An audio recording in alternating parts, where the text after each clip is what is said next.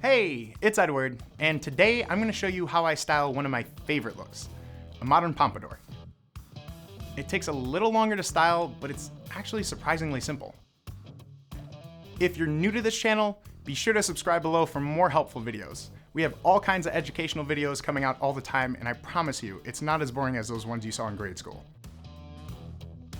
So, the first thing you need for this hairstyle is the right haircut. You need to have enough hair because a pompadour calls for it to be swept up and back. You need about 4 inches of length up top, enough so it can lay flat when you comb your hair backwards. And for the hair on the sides, it should be short and taper upwards. This is where your barber can really help you.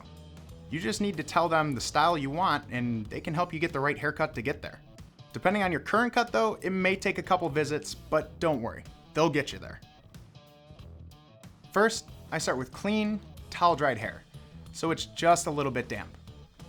Then I take a quarter-size amount of Cremo thickening paste. Thoroughly rub it together in my hands until it's clear, and then apply it evenly throughout my hair. I blow dry with high heat, which helps me expand the hair and actually gives me more volume.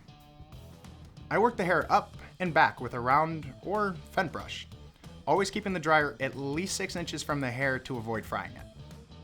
I spend more time up front here to achieve that extra height, which is that signature pompadour look.